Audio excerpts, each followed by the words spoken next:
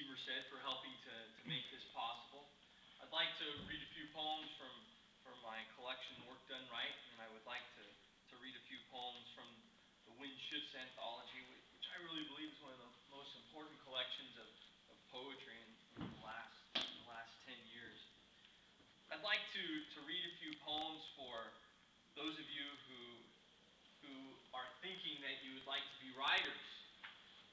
And I believe that if you want to be a writer, whether it be a poet or a nonfiction writer or a novelist or a short story writer, if you want to be a screenwriter, I really believe that if you want to be a writer, you have to know where you've come from. You have to, and what I mean by that literally is you have to know your ancestry. You need to sit down with grandparents, with uncles and aunts, great uncles and aunts, with your parents, and just have them tell you the stories of where your people came from.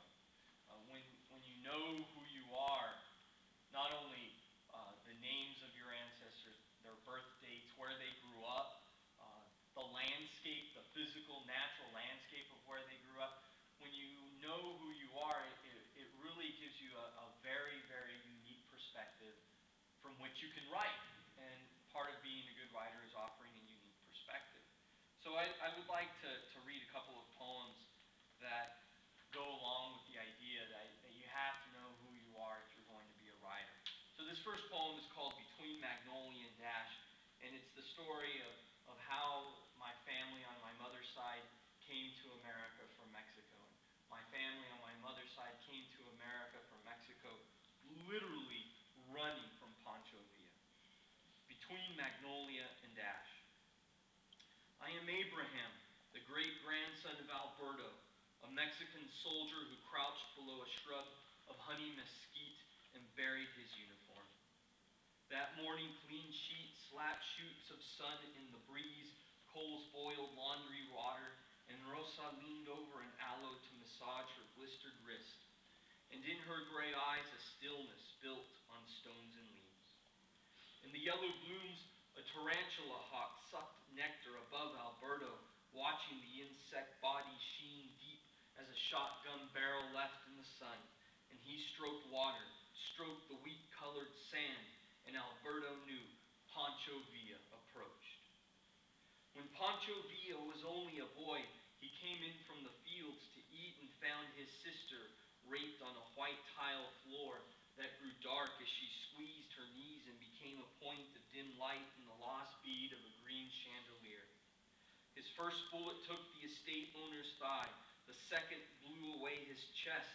The man felt nothing, and he leaned his cheek on a window and saw a spotted wren look from the bones of a cholla cactus and then died. Alberto brushed along the striated muscle of a mare's hind legs, combed the black stockings, and picked manure from the hooves.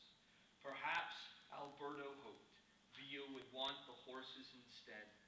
Alberto feared dust and imagined Villa's men on palominos whose hides were spurred raw below the ribs.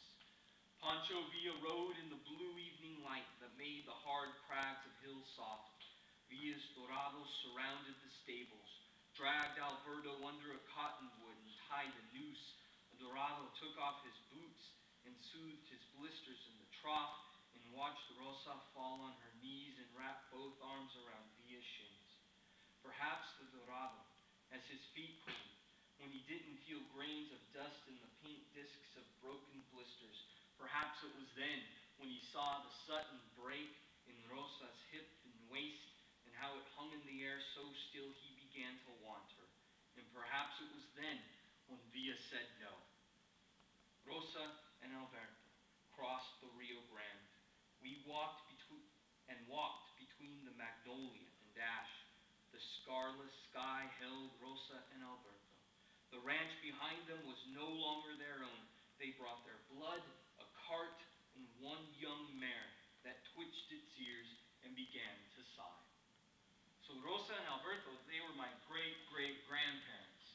And the story is that my great-great-grandfather was going to be hung, and my great-great-grandmother was going to be raped, but for some reason, and according to the mythology of the Tovar family, my other side.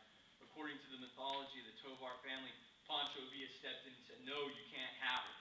And supposedly it was because my great-great-grandmother was a very, very beautiful woman, and so he had mercy on her and said, "Get out of here, go. And if you don't get going fast enough, we're coming after you." And that's how